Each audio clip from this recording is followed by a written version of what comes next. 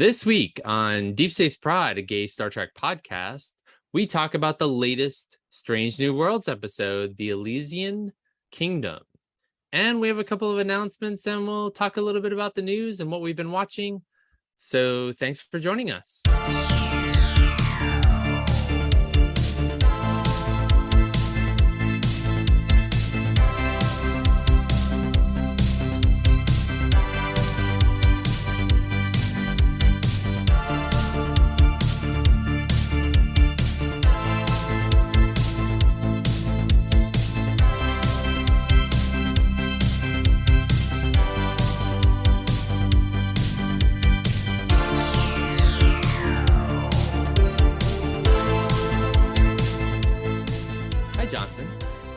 Hey, Mike. How are you today? How are you right now? Take two. I am better. Dennis is home taking care of Hamish. And yes, we will delete the previous attempt at recording this podcast. Yeah, that didn't work. Do they have like Xanax for dogs? Is that like a thing? Yes, I'm sure. Yes, they do. And that is a possibility. Though, I don't know. We were talking just a few minutes ago, and other dog owners suggest that he probably needs some more playtime. So with other dogs. So right now, the park that we like is closed, and the other park that we can take him to be honest, has a bunch of asshole dogs and owners. So, and you can assign the asshole to both of those parties. So there are owners who think their dog is being playful, but it's being terribly aggressive.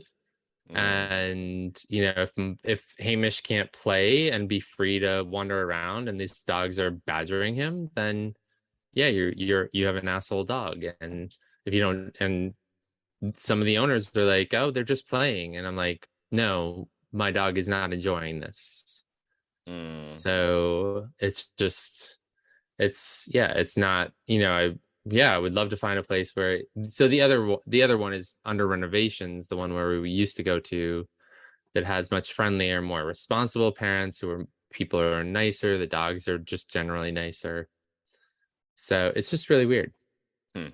So for our listeners that wants more context, basically, we had an attempt 2 hours ago, an earlier recording, and Hamish was very disruptive. So we had to stop and try this again. And I mean, I would, between not only Hamish, but also the workday, I was a little more stressed. I am better now. I have, eaten, had some wine, vented to my partner, all the things, and he is now here to take care of Hamish, so I can record. Yay! But you were just mentioning, or you'd mentioned through text, that you had just watched Doctor Strange. Yes. So my mind is elsewhere. It's in the MCU at the moment. Okay. But, I'm reorienting myself to get back on track with Star Trek. Obviously, I really like Doctor Strange. I really like magic and those things. Oh, that's interesting. Okay. So, what, you did not like Doctor Strange? I didn't. I was not a big fan of the movie. Oh, really? Interesting. Yeah. I enjoyed it. I actually didn't love what they did with Wanda. I do not like what they did with Wanda at all, to be honest. Yeah, I feel that was my biggest issue with it. I feel that they kind of just needed, spoilers. I feel they just needed an antagonist. Yes. And considering what this poor woman went through in WandaVision, I'm kind of just like, she was just like well, even before that, so in Endgame and she gets screwed, like, she's constantly getting screwed, and now she's this like scorned woman, it's like scorned woman syndrome. And I just didn't like what they did with the character. I mean, I kind of enjoyed the movie overall. It was entertaining, it was fun to watch, but then I just consistently did not like that Wanda was the villain. So yeah. No, I didn't really love it. I would definitely not. Yeah, I'm not gonna rewatch it anytime soon. And I do like Benedict Cumberbatch, so Yeah. Right. But So it was a little no, dis it was fine. It was fine. yeah, I found I it liked it. disappointing. I had Okay. qualms with it, but overall I had a good time. And I paid nothing for it. I watched on Disney Plus. So Same. All right. So bringing yourself back right. to the Star Trek universe. Well, this week was a big week for us because yesterday we did record another episode of the podcast, Mike, which you We were really did. excited for. We interviewed Wil Wheaton, which was awesome. And yeah, I was super pumped about it. And it was a great time. He stayed long with us and yeah. So but I wanted to give it some more time to edit that one and make it as good as possible. So that will be out next week. Correct. We're aiming for next Thursday. Yes, we're gonna release it a little early because there's something else happening that's not our news to share, so we won't share it. Right. Yeah, so I'm excited to edit it, but it was an awesome conversation. I enjoyed it. Will's really easy to talk to. Honestly, I think that he could have, I mentioned this, I feel like he could have just interviewed himself. Like it was very easy to have this conversation. He's very open and vulnerable. You don't really have to like dig deep to get him to share. So it was very easy to interview him. Yeah, he is super thoughtful and it was great. And it was great to hear some things that I didn't hear in his book. And so I'm really excited to share all of that. But Which you read twice and listened to twice, or what was it? I listened to it twice. And you read the original version. I read the original. You read the annotated version. Yes. Yeah, I know. Well, I read the original version before we went to Chicago, and then the annotated version was out there. I neglected to get one at Chicago, which I'm still regretful of.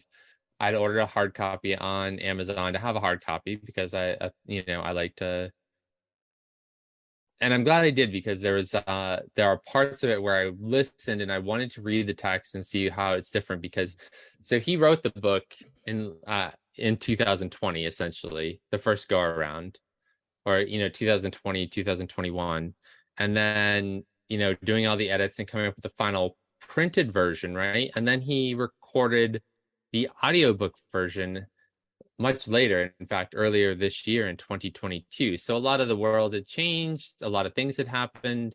And he had some perspective. So writing it was therapeutic and kind of opening up a lot of wounds and all of that. And he had time to process it. And when he did the audiobook, he could kind of have a different perspective on it. And it was just, it was great I really enjoy. He's an awesome narrator. He's, as we learned, he's a friend of John Scalzi, who writes this really incredible science fiction books, and he's the audiobook narrator for all of his books. And he's just a great narrator. So hearing him again, hearing him read his own stuff and comment on it and comment on the commenting and everything was just really cool. So it was very meta. As I'm sure it was even more meta for him to do that actually, but it was great. So to talk to him a little bit about the book and ask him some things that I had questions about that weren't in the book. And so yeah, I'm you asked most of the questions. I kind of let you kind of have a field day. Since you asked me actually questions. Of course, I can ask the questions, but when you guys are talking about the book, I was like, you know what? I'm just gonna let Mike deal with this because I haven't read his book, and I don't really like reading. So this is not something against Wil Wheaton. I'm not a big reader. Right. I'm not just an avid, especially nonfiction. I read, if I do read, it's fiction. I read like sci-fi, read fantasy. I don't read nonfiction. It's not my genre. I don't read memoirs or anything like that. So. Again, nothing against Wil Wheaton, but obviously you knew the material really well. So I was like, you know what? I'm just letting them go at it. And I'll just interject here and there when I feel there's some sort of relevance for me to bring to the table. So in any case, it was very easy. It was, yes, he was very friendly, easy to talk to. And yes, he gave us like almost 90 minutes of his time. So very appreciative of Wil and just his generosity there. Absolutely. So that's coming out next week. So stay tuned for that. We'll be plastering that everywhere. It's a pretty big deal. So yeah, that's coming up. What else is there? I mean, there's a few news little items, but nothing. Well, I do want to talk about one thing. So this company called Blue Bricks, which I literally just became aware of this week, makes brick versions of a lot of the Star Trek stuff. This is not the Roblox or whatever the heck the other set is that but again, this whole thing, this just brings up for me the fact that there is a company out there that is perfectly suited to do all of this wonderful stuff with Star Trek material in building block form. And Paramount / CBS has never gone the route of Lego. And I feel there has to be some reason why. Like it has to be. I don't know. It doesn't make any sense. I mean, if they even remotely shared just some of the numbers from Star Wars Lego sets and how much that has probably generated for Disney / Lucasfilm, I mean, honestly, it seems to me a no-brainer, and it's also the most popular building toy in the world. So, you know, I was surprised. I mean, I saw the news release with some of the sets. Some of them are really cool and they look great. And no offense to Blue Bricks or anything like that, but you know, it's just a reminder that, you know, sometimes it's just decisions that CBS makes is just really weird, especially around licensing. But anyway, well, I'm like reading some theories, and some people think it's because of the contract that Lego may have with Lucasfilm. But interesting. Yeah, it's hard to say. But no, I wouldn't be surprised if there was some sort of like contractual legal blockage of some sort. Interesting. That's because why wouldn't they? It doesn't really make sense. But if Lucasfilm was at the table first, I wouldn't be surprised if there was some sort of exclusivity, like clause or whatever. So yeah. Anyway, but somehow that didn't apply to like MCU or DC or any of the other IPs that Lego works with. But anyway, well, I mean, the Star Trek IP was already around at that point, and you know, I would say that they might have seen it as a direct competitor to Star Wars, to the Star Wars franchise, and Marvel was definitely not as big as they are now. So who knows? Sure. I'm just pulling things out of my ass. Well, I mean, that's good. I did not even go down that rabbit hole. So thank you for doing that. But but Blue Bricks has some pretty interesting creations. I would say that out of the ones that I saw, I thought that the Runabout was really interesting, really well done. And the other one is also Deep Space Nine was the space station was looked really good and well done. So no offense to them. I'm just a huge Lego fan. So you know, but anyway, so yeah, and literally this week was the first time I'd ever heard of this company or the fact that they had these sets. So but they released a whole bunch of new ones. So are you gonna be getting any of them? No. Okay. No plans to. No. Yeah. I'll stick with my, you know, Star Wars, and you know, I did build Optimus Prime. So that's right. How did that come together? Good. You know, I only have one small problem with it, but it's a great it's a great build. It was a lot of fun. Cool. Yeah. So anyway, that's a little bit about what's going on in our world, but let's talk about, well, you know, so we are going to talk about the Elysian Kingdom, but just today, the episode All Who Wander just came out. Right. And you have some very strong feelings. So first of all, before before we say anything, Uh-huh. because this is coming out on Friday, and if you are listening to this and you have not watched episode 109 of Strange New Worlds yet, Right. please pause it or jump ahead 2 to 3, 4 minutes, maybe Yeah, five I would say minutes. 2, 3, 4 minutes. That would be Yeah. my guesstimate as well. Yeah, Yeah. just give us a couple of minutes and come back to this, or go watch the episode and come back to us. But please do not listen any further if you have not watched the latest episode of Strange New Worlds, because we are going to talk about something that happened in this episode right now. Right. Yes. So here we go. Johnson, you've had some very strong feelings about this, and I'm Yes. going to let you step up to your soapbox and No, take it's it not a away. soapbox. It's not a soapbox. I think that this, so basically, I just want to have a quick, obviously we're going to do a deep dive in our next episode. But I think that honestly, Hemmer's death in this episode having seen all 10 episodes, the finale is great. The finale is fantastic. And we'll talk about that more. But I think that Hemmer's death was really shocking to me, but not from a narrative standpoint, but more from I can't believe they killed off this character and we barely got that much of him this season. Because we've been talking about, and we've only saw, I would say, episode 9 like a week ago. So we got it ahead. We were able to screen it ahead of the broader audience, but it wasn't that long ago. And we were just talking about how Hemmer has been missing here, for multiple episodes, just in situations where it's like, where is he? Like, why is he not in engineering, for example? Like, it's just very odd. And they made a big deal about hiring a disabled person, a blind person, legally blind person, and all the PR leading up to Stranger World. So I was just like, what? I was like, he's dead? And I was just like, I actually didn't feel that much. I was very just shocked and surprised that they decided to kill off the character. So I don't know. I just wish that we got a little bit more with Hemmer, because we honestly haven't. We get a little bit of him in the Elysian Kingdom. At least he got to do a little bit here. But yeah, in Those Who Wander, I don't even think he had that much to do. Like he does, obviously, but it's not like that Discovery episode with Ariam, where the whole episode was about Ariam and then she dies at the end. It's like, oh, by the way, he's not gonna make it.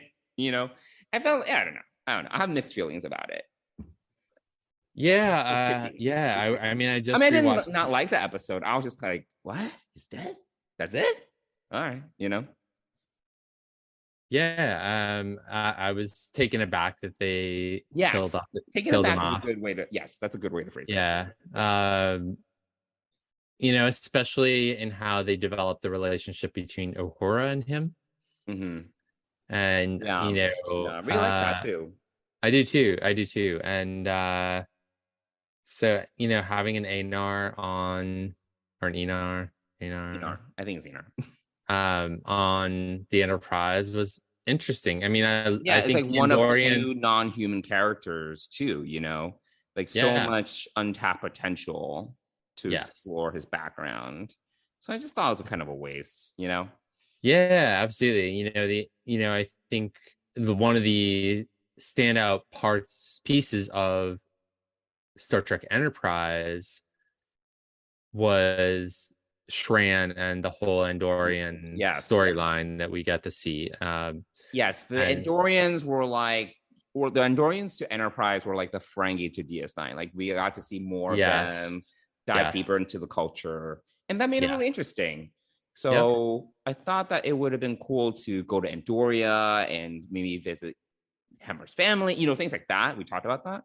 Yeah. And we didn't get any of that, So I thought it was too bad.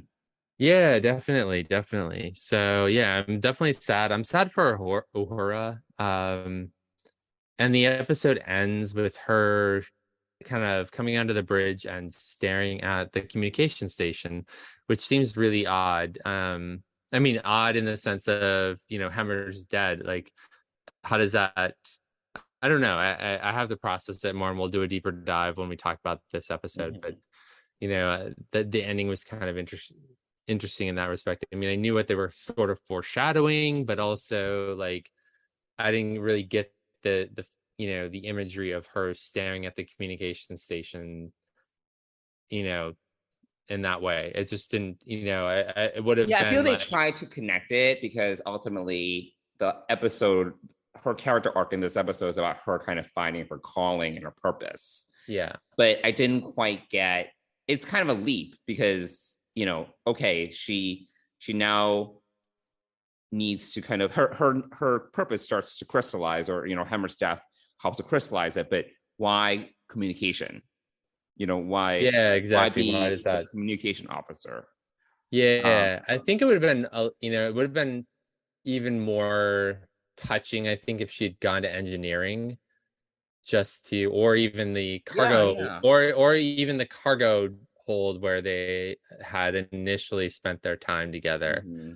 Right. So I think that would have been a little more touching in the sense of like, and then showing her coming onto the bridge and looking over at the communication station, like something to connect the dot there. But Right. anyway, we can talk more about Yeah, that we'll later. talk about it more, but obviously by the time that folks listen to this, it's it was It's a out there. big, yes, it was a big reveal. So Yes. I felt that it was worth just chatting about very quickly. Yes. Yeah, absolutely. Good point. All right. Let's move into talking about the episode we're covering this week, which is last week's episode 8, the Elysian Kingdom. You shall not touch my daughter, or I will bring the might of my kingdom down upon your heads. He's right, Queen Nev.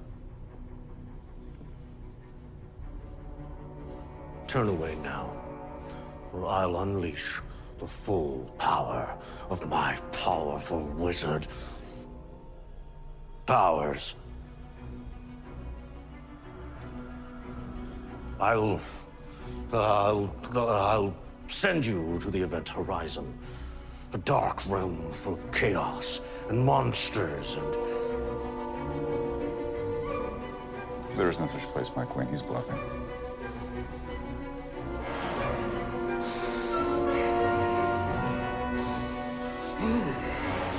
What are you doing? Abra! Cadabra!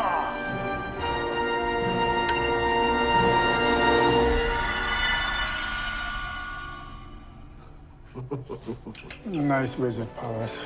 I found this in sickbay. We synced it to trigger the transporter there in Cargo Bay 12.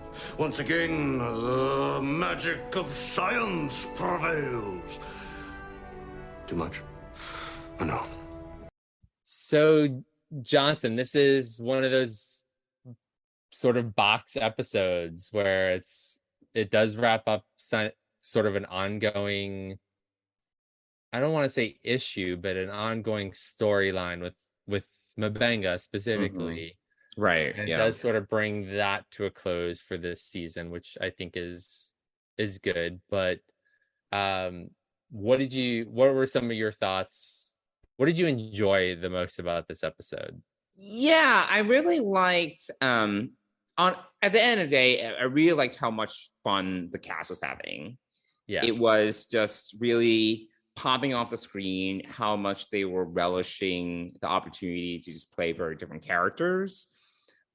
Especially, just some of the, in terms of some of the main cast members, like Anson Mount, he was having a blast. Like he was having such a good time. Like there were some folks I wish, for example, Ethan Peck, I'm not sure how much he broke outside of his character playing like the wizard, or right. Yes. Yeah. Like escapes me. But it wasn't like he was playing this very drastic different character, and I feel that he could have done more with his character. Or Christine Chong, who was playing the princess. She was having such a good time. and that And was that's her dog. and that's her dog. Yes. So Princess Runa or whatever, the dog. Luna The or dog's name is something. also Runa. She was just having such a great time, like being silly. Like you can really tell that, they were just having a fun time. I don't really know how consequential this particular episode was. And I was actually kind of surprised that we got another kind of like silly episode only a couple episodes after we got Spock and Mock, which is kind of another more lighthearted episode. Because usually I would say Star Trek, most of the time, traditional Star Trek, there's like one funny episode a season. And we're talking about one episode out of 26 episodes or something like that. Like there might be one episode where it's funny. So I was like, oh, we got 2 episodes this season that were like more comedic and lighthearted, which is proportionally speaking very high. And at the end of the day, it didn't really like necessarily like move much plot forward, and then everyone forgets everything at the end except for Dr. Mbenga, so it's not like there's a ton of character growth. But I still enjoyed it. I still liked it overall, particularly because of just how much fun the cast was having. Yeah, I agree. I mean, standouts for me are definitely Pike and Hemmer.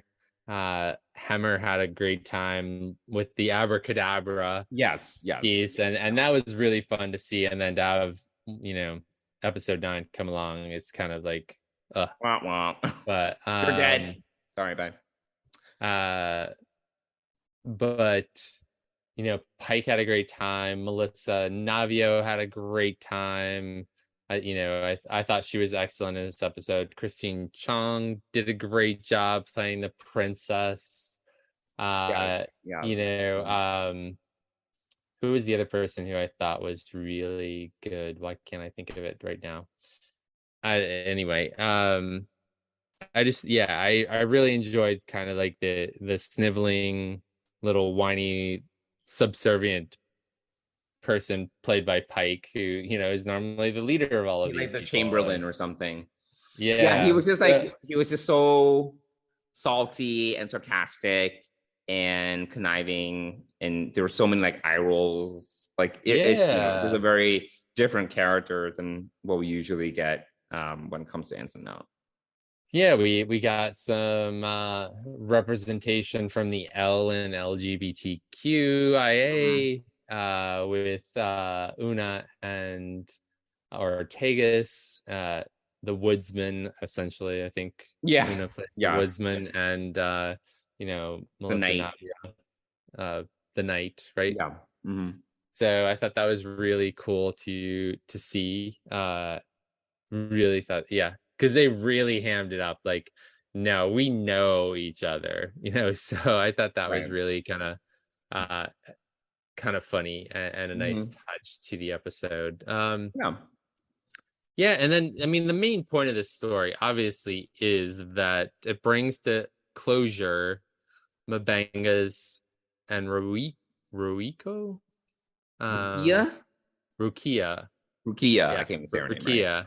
Rukia's story, right? So and I actually really appreciated the moment at the beginning of the show before the fantasy starts happening, when Una has a chat with Dr. Mbenga, because I've been thinking about this. I'm like, he is so distracted, like all the time. He's just like hidden away in his office. I'm like, is he doing his job? Like he's so, and justifiably he's distracted because he has his daughter and a transporter buffer. You know what I mean? I get it. But I really actually liked how Una was like, you have a responsibility as a father, but you also have a responsibility as the chief medical officer.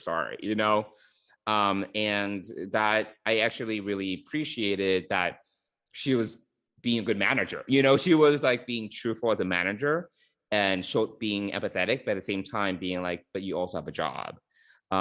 Because I've had situations as a manager myself where I've had to tell people, look, I know you're dealing with things and I want you to have the space to deal with it, but you also have a responsibility here. You have a commitment to this work, and I need you to be able to separate the two, and you can't allow what's happening outside of work. I know you're human, but at the end of the day, I also need you to be able to separate what's going outside of what's going on with you outside of work with what's going on here, it can't really be affecting your performance. And obviously, to a certain extent, yes, like we want to give you the space for mental health. We want to give you the space to deal with it. But it only can go so far. So I really actually appreciated that she was just honest with him as a manager, and she didn't skirt around the issue, because that's honestly, because as a manager, it's important to be truthful. And that's actually, it's better to do that than kind of to be vague and to kind of skirt around the issue. So I actually really appreciate that scene. Yeah, I thought it was that was a nice scene, and it sort of bookends the episode, right? So she comes back to him after the 5.5 hours are resolved, and but again, going back to the whole point of the story is that we get closure, that the only way that Rukia can get better is for her to kind of go with this entity into this cloud thing. Right. And that, I thought it was really kind of interesting that Mbenga kind of gave her agency over her future. He allowed her to make the decision, which I think was really big of him, to be honest. I think that's a really bold decision to make. Yeah, and he doesn't know. The problem is, I appreciate it, but at the same time, it's like there's this entity that you know nothing about that took over the minds of the crew, and you're kind of just entrusting this entity with your daughter. There is a little bit, I'm just not sure if the entity itself did anything to justify that leap of faith. And you're also talking about giving agency to a little girl who, what was she, like 6 or 7? Like, what does she know? To be honest. And I don't know if I was Mbenga, I would necessarily have given her that choice. Because again, this energy, it's literally a nebula. Like it's a consciousness that was instantaneously born out of a nebula. Like, it's like, okay, so it was a little bit dubious, but I think the writers also knew that it was dubious and it was a total leap of faith. But I feel that they had to give us the scene where he said goodbye, and it was awkward because literally 6 seconds later, Rukia comes back as an adult and it's like, you made the right choice. And I was like, could you have given us at least like 5 minutes? Like, it was very awkward, like how quickly, because it was very whiplashy. I don't know if you felt that way. It was just like, because I actually started feeling, it's like kind of sad. And, he was doing a great job kind of portraying loss and this choice that he made. And then literally didn't even have time to process it before she came back. I feel like it would have been better if they like gave us a pause and then they were like leaving, like, and then we end the episode with Rukia coming back, like, and there's like 5 minutes later, even like 5 minutes. I'll take 5 minutes, Yeah, I mean, it almost would have been better for him to have that in sick bay, and then for Una to kind of walk in after she had disappeared. Yeah. That would have been interesting, to have him have just seen his grown daughter. Right. Yeah, it would be interesting to see him wrestle with his choice for like a few minutes at least. And for him to wonder, did I make the right choice? And for us as an audience to kind of wonder with him and then get that resolution. But I feel I don't know if they felt the pressure to be like, like along the lines of what I was thinking, like, it's too ambiguous. We need to kind of like, it needs to be wrapped up in like 50 minutes. This episode needs to be wrapped up in 50 minutes. So let's just resolve it ASAP. I don't know. Yeah, I guess the other piece of the story that sort of makes sense is the fact that the Enterprise was on its way to leave the nebula. So there wasn't, once things returned to normal, it would thinking would be that the Enterprise was going to leave, and so then her visiting wouldn't have been possible. So that's also why I think that they probably did it the way they did. But yeah, some pause, something to happen, something to happen where, you could have done something like, oh, the engines are still stalled, we need like an hour to fix it, because that was a problem, right? They couldn't leave. Yeah. So I'm sure they could have come up with some like technical issue, be like, all right, let's run some level 1 diagnostic. We need to like stay here for a second, something like that. Yeah. Exactly. Something, so I just wish we got like a moment to kind of marinate on the choice. That would have been, I think, really effective. Yeah, I agree. Yeah, I think that would have been a nice touch to the episode. But overall, I'm glad that this storyline has been brought to closure, and that we can kind of see him kind of interact more with the crew next season, hopefully. And have something else that defines him as a character. Like I'm actually very curious about it's like, what now? Like, okay, his daughter is good now, so what is his purpose other than being chief medical officer? Right? He needs something. So we'll have to wait and see what happens. But I'm happy that it was brought to closure, and I thought it was a very fun episode. I loved how everyone got into it.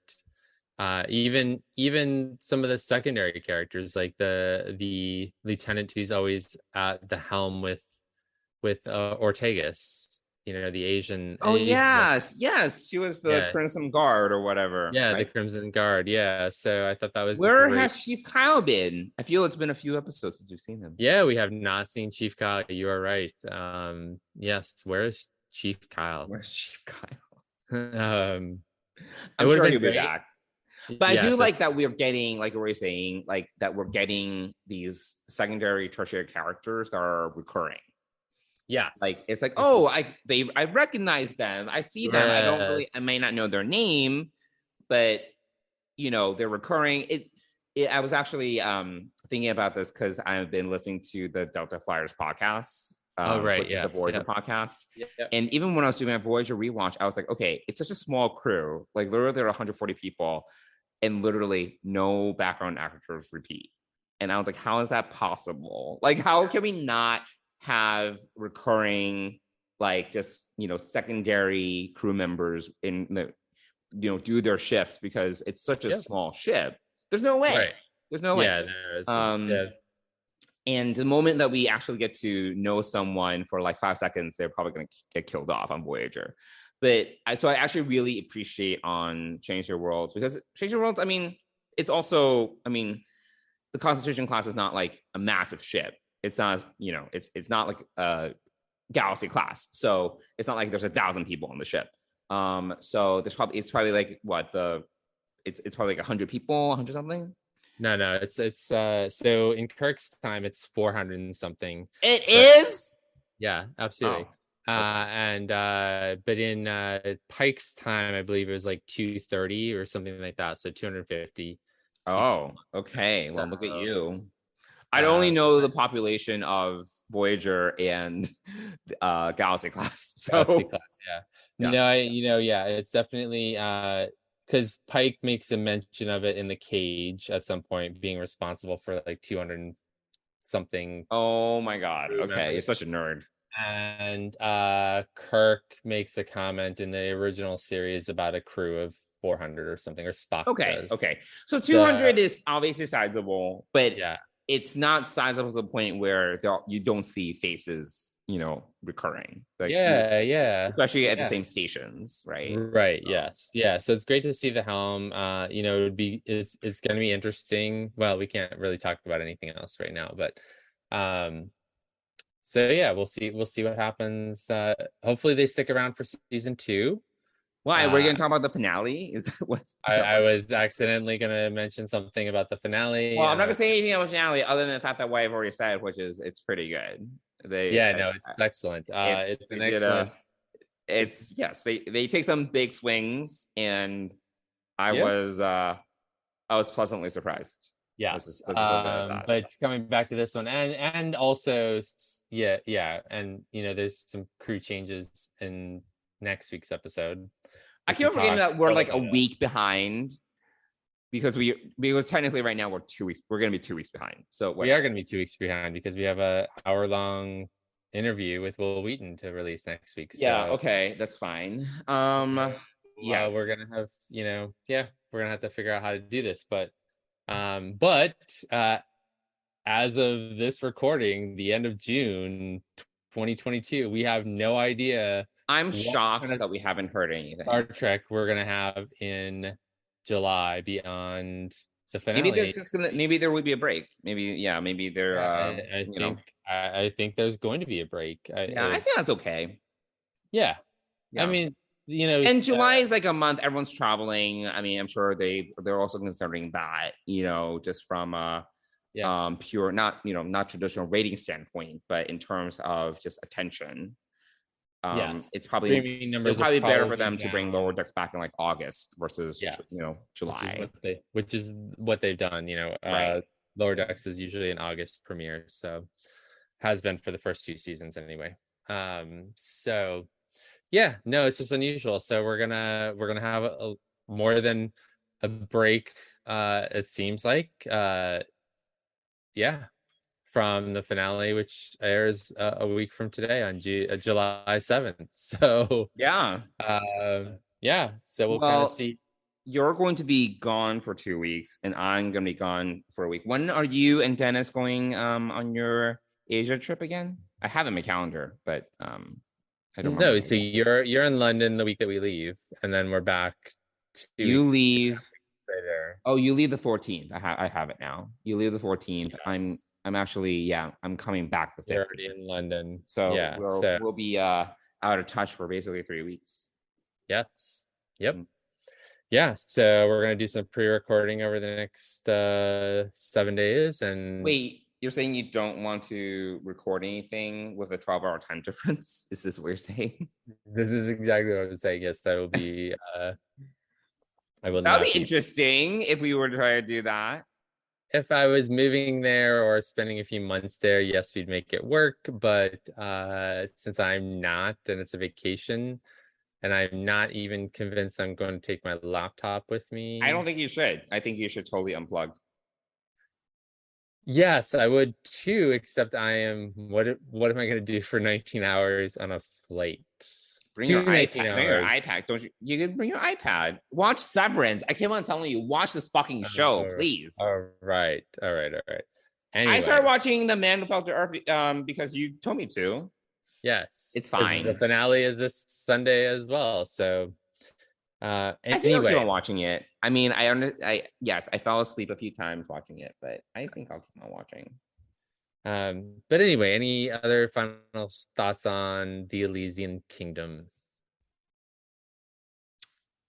No, I don't think so. I mean, the thing is, like, since I don't know if it's worth talking through like the fantasy plot points because it's so it doesn't really matter. No, it doesn't. Obviously, what really matters is the story arc with Dr. Mabenga. And a little bit of Hemmer, but even Hemmer forgets everything. So it's kind of like, okay. Yeah, I thought that was a little bit of shock. Yeah, I don't know why you forgot everything. I don't know why they had to do that. You gotta remember. That would be nice. But to have someone else remember that. But and then he and Mabenga could talk about it or something. Yes, exactly. That would have been I don't know why they decided to do that. That was kind of odd. But here we are. So here we are. Yeah. All right. Well, that is the Elysian Kingdom. And yes, that is our thoughts on that episode. I'm going to take a quick minute here and talk about Fansets, the presenting sponsor of the Trek Geeks Podcast Network and Deep Space Pride.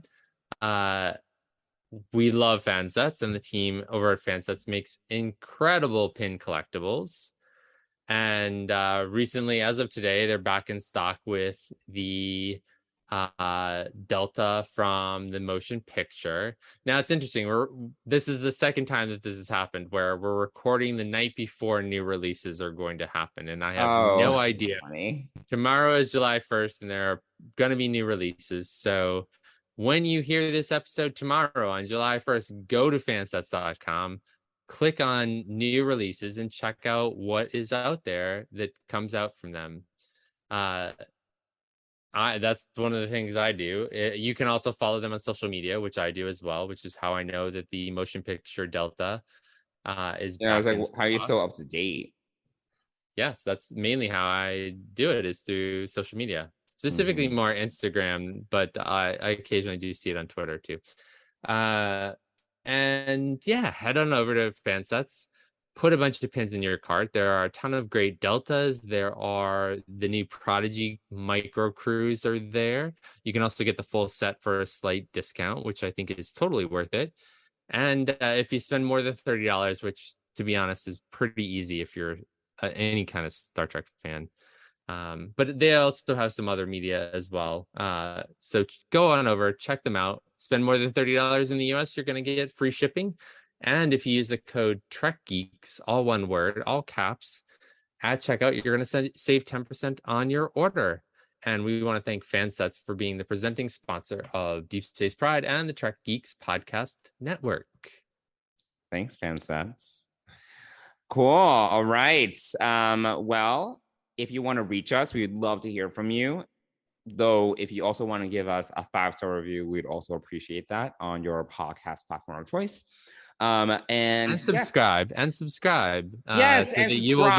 Subscribe so you can get our episode right when it's published, and including the interview with Wil Wheaton next week. So that's right. Yeah. Cool. But we would love to hear from you through email or social media. You can email us at deepspacepride@gmail.com. And you can also reach us on Twitter and Instagram at Deep Space Pride. Cool. Well, there we go. Yes, that's all I have for this week. I mean, I spent a lot of my Star Trek energy yesterday with Wil Wheaton, so I am Star Trek'd out, even though I gotta edit this episode and get this ready to go ASAP.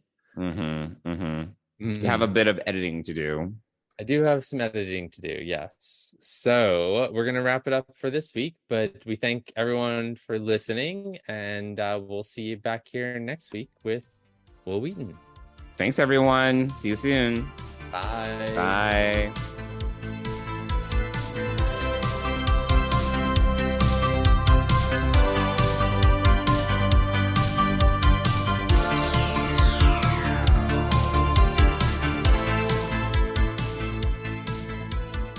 Deep Space Pride is a production of Coconut Media Works. Executive producers Bill Smith and Dan Davidson. For more great Star Trek discussion, discover the other shows of the Trek Geeks podcast network at trekgeeks.com or find us in Apple Podcasts, Spotify, or your favorite podcast app.